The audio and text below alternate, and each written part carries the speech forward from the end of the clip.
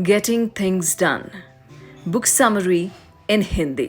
दोस्तों, अक्सर ऐसा होता है कि हम कोई काम कर रहे होते हैं और तभी याद आता है कि हमने बच्चे की फीस नहीं भरी या कोई बिल नहीं दिया या किसी को फ़ोन करना भूल गए। और ऐसा होते ही हमें स्ट्रेस, एंजाइटी और पैनिक होने लगता है। हम काम पर ध्यान देने की कोशिश करते हैं, लेकिन हमारे दिमाग में बार बार यही आने लगता है, बच्चे की फीस, बिल, फ़ोन, बच्चे की फीस, बिल, फ़ोन, बच्चे की फीस, बिल, फ़ोन। इससे हम बहुत घबरा जाते हैं और खुशी से दिन को नहीं बिता पाते। हम नॉर्मल काम को भी स्ट्रेस में कर रहे होते हैं। तो दोस्तों, ये किताब आपको हर चीज़ बिना भूले टाइम पर करना सिखाती है, जिससे आपको स्ट्रेस नहीं होता और आप सुकून से ज़िंदगी जी पाते हो। तो इस बुक की समरी कुछ इस प्रकार है। Take control. सबसे पहले अपनी ज़िंदगी का कंट्रोल अपने हाथों में लीजिए। बहुत बार हमें दूसरों पर निर्भर रहने की आदत पड़ गई होती है। हम सोचते हैं कि हमारा दोस्त हमारा काम कर देगा, लेकिन दोस्त आपको सिर्फ ज़रूरी सलाह दे सकता है। हो सकता है वक्त आने पर वो खुद ही अपने काम में बिजी हो। इसलिए आज से ही ये मन बना लीजिए कि अपना हर पर्सनल काम खुद करेंगे। इससे आप में मोटिवेशन आ जाएगी और आप में चीज़ों को टालने की आदत भी नहीं रहेगी, क्योंकि आपको पता होगा कि अपने काम आपको खुद ही करने हैं। Redefine perfection. कई बार हमें ये नहीं पता होता कि काम को कब पूरा माना जाए। हम बहुत से कामों को ड्रैग ही करते चले जाते हैं। जैसे किसी को कपड़े धोने हों तो वो 2 घंटे में भी धो सकता है और सारा दिन भी उस काम को खींच सकता है। इसलिए ज़रूरत और टाइम के हिसाब से आपको ये तय कर लेना है कि आपको वो काम कितने समय में ख़त्म करना है। मान लीजिए आपके पास कपड़े धोने के लिए 1 ही घंटा है, तो आप सारे कपड़े एक साथ नहीं धोएंगे। और साथ ही आप 80-20 रूल का भी इस्तेमाल कर सकते हैं। यानी अगर आपने 80% कपड़ों को धो लिया है, यानी 80% सफाई कर ली है, तो उतना काफ़ी है, क्योंकि अगली बार आप फिर से उसे ठीक से धो पाएंगे। लेकिन कुछ लोग 100% के चक्कर में कपड़ों को धोते ही चले जाएंगे। इससे उनका बहुत सा टाइम भी बर्बाद होगा, एनर्जी भी खत्म होगी और उनके दिमाग में बैठ जाएगा कि कपड़े धोना बहुत मुश्किल काम है। इसकी वजह से वो दोबारा उस काम को टालते ही जाएंगे। The 5 phases of effective work। किसी भी काम को अच्छे से करने की ये 5 स्टेजेस होती हैं। आप भी इनका इस्तेमाल कर सकते हैं। Number 1, collecting. जो भी काम है उसे करने के लिए आपको जिन चीज़ों की ज़रूरत है उन्हें एक जगह पर कलेक्ट कर लें। मान लीजिए आपको आधार बनवाने जाना है, तो सबसे पहले आप सारे डॉक्यूमेंट्स कलेक्ट करेंगे। Number 2, processing. इसके बाद आप ये सोचिए कि सारा काम कैसे किया जाएगा। जैसे आप डॉक्यूमेंट्स लेकर आधार सेंटर जाएंगे, किस बस से या ऑटो से जाना है, कितने घंटे में काम हो पाएगा, पूरा सोच विचार कर लें। Number 3, organising. इसके बाद आप हर डॉक्यूमेंट को ठीक से ऑर्गेनाइज कर लें। अगर फोटोकॉपीज चाहिए तो वो होनी चाहिए। फोटोज अलग पॉकेट में रखें, किराए के लिए खुले पैसे रखें। हर चीज को ऑर्गेनाइज करें ताकि आगे जाकर आपको पूरा बैग ना उलटना पड़े।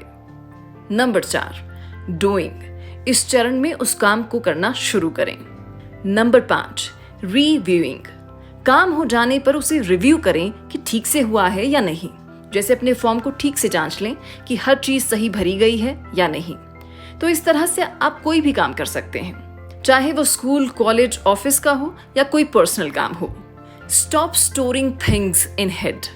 कई बार हम चीज़ों को अपने माइंड में स्टोर करने की कोशिश करते हैं। जैसे अगर आपको आज के दिन 10 काम करने हैं, तो कुछ लोग उन्हें सिर्फ अपने दिमाग में रख लेंगे। लेकिन इससे दिक्कत ये है कि वो उनमें से कुछ को भूल ही जाएंगे और उन्हें पूरा नहीं करेंगे। बाद में याद आने पर आपको फिर से स्ट्रेस होने लगेगा। दूसरा, जब हम दिमाग में बहुत सी चीज़ों को सोचते हैं तो हमें ठीक से क्लैरिटी नहीं हो पाती कि कौन सा काम सबसे ज़रूरी है। इसलिए आप कामों की लिस्ट बनाना शुरू कीजिए। आप पेपर पर लिख सकते हैं, कंप्यूटर या मोबाइल में भी नोट्स बना सकते हैं। एक बार लिख लेने से आपको सारे 10 काम नजर आएंगे। फिर आप ये देख सकते हैं कि कौन सा काम सबसे ज़रूरी है, जो आपको सबसे पहले करना चाहिए। आप प्रायोरिटी बेस पर कामों के आगे 1, 2, 3 लिख सकते हैं। जो सबसे पहले करना है उसके आगे 1 लिख दीजिए और फिर उसे उसी क्रम में करते जाइए। इससे आप किसी भी काम को नहीं भूलेंगे और आपको कोई स्ट्रेस भी नहीं होगा। Projects and tasks are different. आपको जो काम करने हैं वो अलग कैटेगरीज के हो सकते हैं। कुछ काम हमें डेली बेसिस पर करने होते हैं, जबकि कुछ काम हमें प्रोजेक्ट की तरह करने होते हैं, जिनके लिए हमें कुछ टाइम दिया गया होता है और डेडलाइन दी जाती है। इसलिए आप दोनों तरह के कामों को अलग कर लीजिए, उन्हें मिक्स ना करें। बड़े प्रोजेक्ट को छोटे छोटे हिस्सों में बांट लीजिए, एक स्केड्यूल बना लीजिए और हर दिन उस प्रोजेक्ट का कुछ भाग कंप्लीट करने की कोशिश कीजिए। डेली टास्क के लिए भी टाइम अलॉट कर दीजिए, जैसे हर दिन 9 बजे 15 मिनट के लिए आप मेल चेक कर सकते हैं। कुछ लोग जब याद आए तब मेल चेक करते हैं, कई बार तो वो भूल ही जाते हैं। इससे ज़रूरी काम छूट सकते हैं, इसलिए आपको हैबिट बनाकर रोज़मर्रा के काम करने चाहिए। Focus on the next action. कई बार हम पूरे प्रोजेक्ट को एक साथ देखने लगते हैं, इससे हमें वो डरावना लगता है। हमें लगता है कि ये कैसे होगा, लेकिन आपको सारे प्रोजेक्ट के बारे में सोचने के बजाय उसके सिर्फ अगले एक्शन के बारे में सोचना चाहिए। जैसे आपने एक स्टेप कंप्लीट कर लिया हो तो सिर्फ दूसरे स्टेप के बारे में सोचें। ये ना सोचने लगें कि अभी तो बहुत से काम पड़े हैं। अगर आप हर दिन भी एक स्टेप लेते रहेंगे तो एक दिन अपने गोल के बहुत पास पहुंच जाएंगे और आपका सारा प्रोजेक्ट आराम से कंप्लीट हो जाएगा। लेकिन कभी भी रुकना नहीं है, हर दिन थोड़ा ही सही कुछ स्टेप्स जरूर लेने हैं। The 2 minute rule. कई बार हमारा काम करने का मन नहीं करता, हमें लगता है कि ये काम तो बहुत बड़ा है, इसके लिए तो बहुत टाइम लगेगा, इसलिए हमारा उसे करने का मन नहीं करता।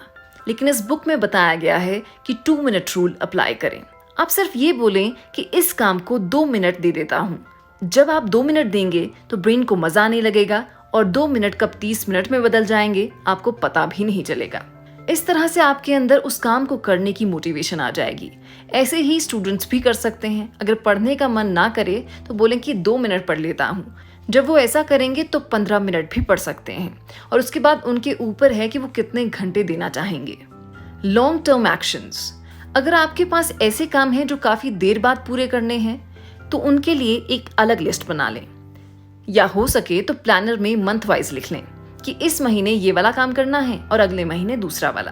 अगर एक काम के बहुत से स्टेजेस हैं तो उन्हें भी डिवाइड कर लें, जैसे इस साल कोई प्रोजेक्ट इतना पूरा करना है और अगले साल इतना। ऐसे ही स्टूडेंट्स अपने सिलेबस को भी डिवाइड कर सकते हैं। तय कर सकते हैं कि जनवरी में 4 चैप्टर पढ़ेंगे, फरवरी में 3 और ऐसे ही अंत तक प्लानिंग कर सकते हैं। इससे पढ़ाई कभी बोझ नहीं लगेगी। उन्हें पढ़ने के साथ साथ खेल कूद के लिए भी टाइम प्लान करना चाहिए। Bucket list. अपने काम की एफिशिएंसी बढ़ाने के लिए लेखक ने बकेट लिस्ट बनाने की तकनीक दी है। इससे आपके काम मिक्स नहीं होंगे और आप हर काम टाइम से कर पाएंगे। इससे आपको कोई स्ट्रेस भी नहीं होगा। आपको 6 तरह की बकेट लिस्ट बनानी होगी। Number 1, active task. इस लिस्ट में वो काम होंगे जो आपको इस हफ्ते में करने हैं। Number 2, active projects. इस लिस्ट में वो प्रोजेक्ट होंगे जो चले हुए हैं और जो आपको इस महीने करके देने हैं। Number 3, calendar.